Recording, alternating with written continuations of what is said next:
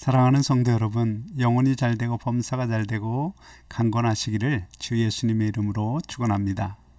오늘은 부활 관련 두 번째 말씀으로 예수님의 부활과 우리의 부활 약속에 관하여 성경이 무엇을 말하는지 전합니다.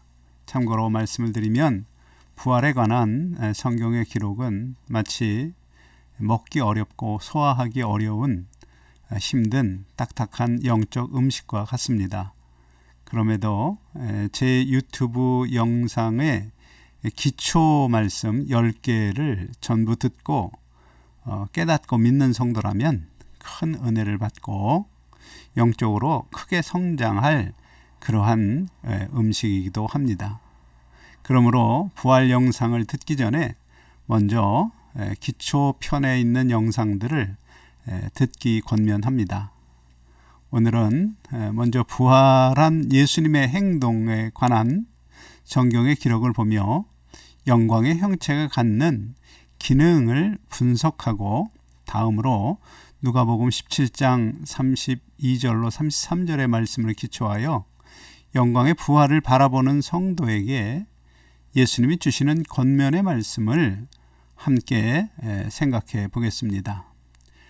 부활 1편에서 예수님은 십자가에 죽은 후 3일 만에 부활하셔서 마리아와 제자들과 만나는 이야기 속에서 우리에게 약속하신 부활이 단순히 생명의 연장을 약속하는 것이 아니라 놀라운 영광의 형체로 다시 부활하여 영생을 얻게 되는 약속이며 그 약속을 지킬 수 있는 능력이 있음을 예수님 자신이 부활로서 실증한 것으로 설명하였습니다. 특히 빌립보서 3장 21절 말씀, 그가 만물을 자기에게 복종케 하실 수 있는 자의 역사로 우리의 낮은 몸을 자기 영광의 몸의 형체와 같이 변케 하시리라. 이 약속의 말씀에서 어떤 성도가 부활 시에 얻게 되는 부활의 형체는 지금 우리가 입은 이 육체가 아니라 전혀 새로운 부활하신 예수님의 몸의 형체와 같은 것임을 알 수 있습니다. 왜냐하면 이 약속은 부활하신 주 예수 그리스도께서 우리의 낮은 몸을, 곧 늙고 병들어 죽고 썩어질 우리의 몸을 부활하신 예수님과 같은 몸의 형체를 입게 되는 놀라운 부활 약속입니다. 그러므로 부활하신 예수님이 승천하시기 전 40일 동안 이 땅에 계시면서 보여주신 행동에 대해서 우리가 자세히 살펴보면 부활 후 예수님의 몸의 형체가 어떠한 기능을 갖춘 형체인지 그것을 알 수 있습니다. 그것은 왜 성경이 영광의 몸의 형체라고 말하는지 그것을 이해할 수 있습니다. 첫 번째, 예수님이 보이신 행적 중에 사도행전 1장 9절에 이 말씀을 마치시고 그들이 보는 데 올려져 가시니 구름이 그를 가리어 보이지 않게 되었더라. 이 말씀에서 증언하는 것처럼 부활하신 예수님은 500여 명의 성도들이 앞에서 승천하셨습니다. 그러므로 영광의 형체는 온 우주를 지배하는 중력의 법칙에 영향을 받지 않는 형체임을 보여줍니다. 사랑하는 성도 여러분, 우리가 하늘을 나르지 못하는 이유가 무엇인가요? 중력의 지배를 당하기 때문입니다. 그러므로 중력의 법칙에 지배를 받지 않는다는 것은 마음대로 하늘을 날며 우주 공간을 이동할 수 있다는 것입니다. 지금 여기에 지구에 있지만 마음만 먹으면 달에도 가고 태양계를 벗어나 저 우주 어디에든지 갈 수 있게 됩니다. 둘째로 마가복음 16장 12절에 그 후에 그들 중 두 사람이 걸어서 시골로 갈 때에 예수께서 다른 모양으로 그들에게 나타나시니, 이 말씀에서 부활하신 예수님은 예루살렘에서 엠마오로 가는 두 제자에게 나타나시는 장면인데 분명히 다른 모양으로 나타나셔서 제자들이 알아보지 못했습니다. 곧 영광의 형체는 외모를 다른 모양으로 스스로 변형할 수 있는 변형이 가능한 몸입니다. 쉽게 성형수술할 일이 없겠지요. 얼굴이 못생겼다고 혹은 키가 작다고 열등감을 느낄 필요가 없는 것입니다. 얼마든지 내 모습을 바꿀 수 있습니다. 셋째로 요한복음 20장 26절로 27절에 여드레를 지나서 제자들이 다시 집 안에 있을 때 도마도 함께 있고 문들이 닫혔는데 예수께서 오사 가운데 서서 이르시되 너희에게 평강이 있을지어다 하시고 도마에게 이르시되 내 손가락을 이리 내밀어 내 손을 보고 내 손을 내밀어 내 옆구리를 넣어보라. 그리하여 믿음이 없는 자가 되지 말고 믿는 자가 되라. 부활하신 예수님의 영광의 몸체는 분명 도마가 손으로 만졌듯이 분명히 손으로 만져집니다. 영이 아닌 것이지요. 그러므로 문들이 닫힌 공간에 문을 열고 들어오신 것이 아닙니다. 그냥 호련히 나타나시고 또한 호련히 사라지셨습니다. 바로 예수님의 부활의 형체는 분명히 만져지는 몸이지만 공간이나 물질의 제한을 받지 않고 순간 이동이 가능합니다. 영광의 형체가 얼마나 놀라운 능력을 가졌는지 상상하실 수 있기 바랍니다. 네 번째로 누가복음 24장 30절에 그들과 함께 음식 잡수실 때에 떡을 가지사 축사하시고 떼어 그들에게 주시니 영은 물질인 음식을 먹고 마실 수 없습니다. 그런데 부활하신 예수님의 몸은 분명히 먹고 마시는 즐거움 또한 누리는 몸입니다.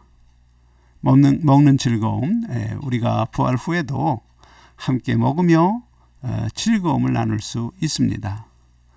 다섯째로 요한복음 6장 40절에 내 아버지의 뜻은 아들을 보고 믿는 자마다 영생을 얻는 이것이니 마지막 날에 내가 이를 다시 살리리라 하시니라. 그리고 다시 살리신 그 몸, 곧 영광의 형체는 지금 우리 몸처럼 시간이 지남에 따라서 늙고 병들고 죽는 그런 시한부 인생 약한 몸이 아니라 영생하는 몸입니다. 사랑하는 성도 여러분, 영생의 의미는 단순히 오래 산다는 뜻이 아닙니다. 영생이란 어떤 외부 환경 조건에도 생명이 영향을 받지 않는 것입니다. 가령 태양과 같은 수억 도의 뜨거운 곳이나 해양성과 같은 극한의 추운 곳이나 깊은 바닷속이나 땅속과 같은 어떤 혹독한 환경에 노출되었어도 그 환경이 결코 생명을 빼앗지 못하는 강한 몸이 바로 영생하는 몸입니다. 그러한 몸을 성경은 신령한 몸이라 말합니다. 사랑하는 성도 여러분, 너무 황당한 이야기로 들릴 수 있지만 지금까지 말씀드린 예수님의 부활하신 후에 많은 사람에게 직접 보이신 형체와 모습을 가지고 설명드렸습니다.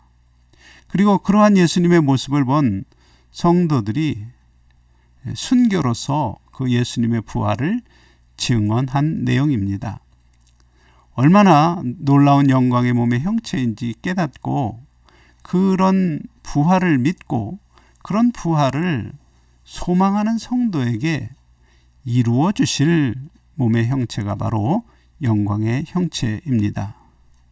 예수님이 주신 이 약속을 듣고도 또한 약속을 지킬 능력을 자신의 부활로 실증하셨음에도 영광의 부활을 소망하지 않는다면 마치 진주의 귀함을 몰라서 발로 밟는 돼지와 같다고 성경이 말합니다.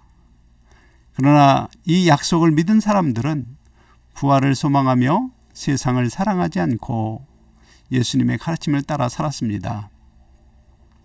그러므로 오늘 내게 주신 이 귀한 약속을 믿고 새로운 인생관으로 변화되는 성도 여러분이 될 수 있기를 정말 예수님의 이름으로 축원합니다. 사랑하는 성도 여러분, 여러분이 아셔야 할 것이 있습니다. 세례받은 모든 성도가 다 같은 영광의 부활로, 영광의 형체로 부활하는 것이 아닙니다. 히브리서 11장 35절에 또 어떤 이들은 더 좋은 부활을 얻고자 하여 심한 고문을 받되 구차히 풀려나기를 원하지 아니하였으며, 이 말씀에서 부활은 다 같은 부활이 아니라 더 좋은 부활이 있음을 기록합니다. 거꾸로 생각하면 우리에게 약속한 부활의 형체는 예수 그리스도와 같은 영광의 형체, 그 최고의 형체도 있겠지만 그렇지 않은 형체도 있음을 알 수 있습니다. 그러므로 우리에게 중요한 것은 더 좋은 부활의 형체를 어떻게 입을 수 있는가, 그것이 중요합니다.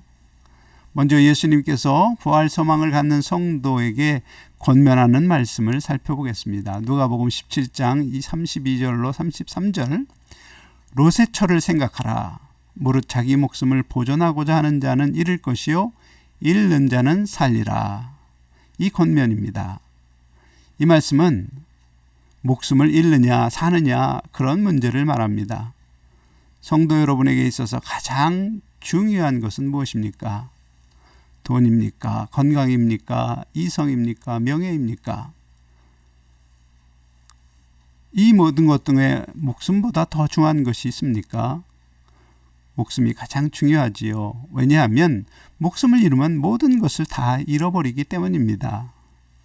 그러므로 예수님은 성도의 인생에서 가장 중요한 문제를 롯의 처의 이야기로 설명하는 것입니다. 남편인 롯은 누구입니까? 믿음의 조상 아브라함의 조카로서 아브라함과 헤어져서 타락한 도시 소돔에 살면서 두 딸을 시집 보내서 사위도 보고 소돔의 성문 위에 앉아 재판을 보는 그러한 사람이 되었습니다. 요즘 말로 롯은 소돔에서 출세한 사람입니다. 그러므로 롯의 아내는 자동적으로 요즘으로 표현하면 도시사회의 상류층 부인입니다. 그런데 소돔의 죄악이 가득하여서 하나님께서 불로 멸망시키기 전에 롯의 가족을 멸망할 땅 소돔에서 나오도록 하려고 천사들을 보내서 인도하셨습니다. 그때 천사들의 이야기를 들은 롯은 두 사위에게 소돔을 탈출할 것을 권면하지만 그들은 롯의 말을 듣지 않고 소돔에 그냥 머물러서 소돔과 함께 멸망합니다. 그래서 롯은 자기 처와 두 딸만 데리고 소돔에서 나오게 됩니다. 그때 천사가 중요한 말을 합니다. 소돔을 나가는 동안 뒤를 돌아보지 말라. 그런데 그만 롯의 처는 뒤를 돌아보고 말아서 소금 기둥이 되었습니다. 이 이야기는 아브라함 시대에 있었던 역사적 사실이지만 이 이야기 속에 담긴 하나님의 뜻을 아는 것이 바로 영광의 부활을 소망하는 우리에게 가장 중요하기에 예수님께서는 롯의 처를 기억하라 말씀하셨습니다. 그러므로 이 이야기를 영적으로 해석해야 합니다. 먼저 불로 멸망시키는 소돔은 예수님이 재림하실 때 불타게 될 타락한 이 세상을 상징합니다. 그리고 롯의 처는 그 소돔에서 나왔으므로 분명히 세상에서 구원을 받은 사람입니다. 그러나 구원받은 그녀가 소금 기둥이 되었습니다. 소금 기둥이 된 롯의 처는 무엇을 상징할까요? 예수님은 구원받은 성도를 마태복음 5장 13절에서 너희는 세상의 소금이라 말씀하셨습니다. 그것은 세상을 부패하지 않도록 하는 성도의 역할을 소금으로 표현한 것입니다. 그러므로 소금은 영적으로 하나님 앞에 귀히 쓰임을 받는 성도를 말합니다. 하지만 소금이 만일 그 맛을 잃으면 쓸모가 없겠지요. 그런데 맛을 잃은 소금처럼 쓸모가 없는 소금이 또 있습니다. 모든 사람이 쓰는 소금은 가루로 된 소금입니다. 가루로 된 소금을 뿌려서 사용하지만 사람의 키만한 소금 기둥을 사용할 사람은 없습니다. 그런데 지금 롯의 소금은 소금이로되 사용할 수 있는 가루가 아니라 아무짝에도 쓸모없는 기둥이 된 것입니다. 소금은 분명 구원받은 성도를 상징합니다. 그러므로 소금은 소금이로되 아무짝에도 쓸모없는 소금 기둥이란 성도는 성도이지만 하나님 앞에 아무런 쓰임을 받지 못하는 사람을 뜻합니다. 롯의 처가 왜 쓸모없는 소금 기둥이 되었는지 그것을 깨달으면 성도가 하나님 앞에 쓸모없는 존재가 되는 이유를 알 수 있습니다. 롯의 처는 천사들의 말을 듣고 불로 멸망할 소돔을 나왔습니다. 그런데 소돔을 나오면서 남편의 뒤를 따라 걸으며 자꾸 소돔을 돌아보았습니다. 그런 그녀의 행위 때문에 소금 기둥이 되었습니다. 그 행위에 담긴 영적 의미를 알아야 하겠지요. 롯은 그녀와 한 몸을 이루어가는 남편입니다. 그녀가 남편의 뒤를 따라가며 소돔을 돌아보는 행동은 남편의 뜻을 따르는 행동은 하지만 마지못해서 하는 것입니다. 마음은 소돔의 상류층 부인으로서 누렸던 쾌락을 미련이 있는 것입니다. 마치 소가 도살장에 끌려가듯 남편이 제시하는 길로 따라가기는 가지만 싫은 것입니다. 영적으로 볼 때 예수 그리스도는 머리로서 몸의 지체가 되는 성도와 한 몸을 이루고 있습니다. 그런 예수님을 성경은 때로 성도의 남편으로 표현합니다. 그러므로 예수님을 사랑하는 성도는 기쁨으로 예수 그리스도의 가르침을 따라갑니다. 하지만 마음이 남편인 예수님께 있지 않고 세상에 있는 성도라면 예수님의 가르침을 따를 때 기쁨이 없습니다. 바로 롯의 처가 상징하는 성도입니다. 겉으로는 예수님의 가르침을 따르는 행동을 하지만 속으로는 세상을 사랑하는 것입니다. 그것이 소돔을 돌아보는 행동이 상징하는 의미입니다.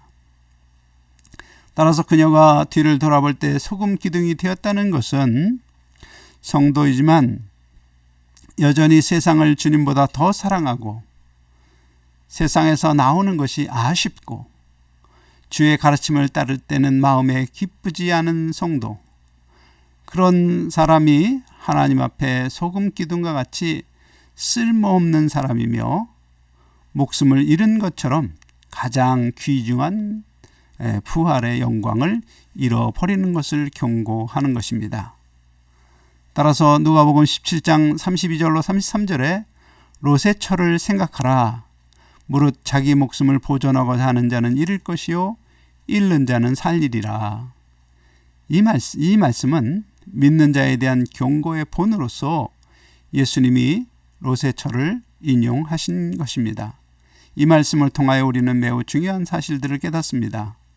자기 목숨이란 세상을 사랑하는 마음이고 그 마음을 따라서 뒤를 돌아보는 행위는 자기 목숨을 보존하는 행동입니다. 그런 사람은 구원받은 성도라도 하나님 앞에는 쓸모없는 소금일 뿐입니다.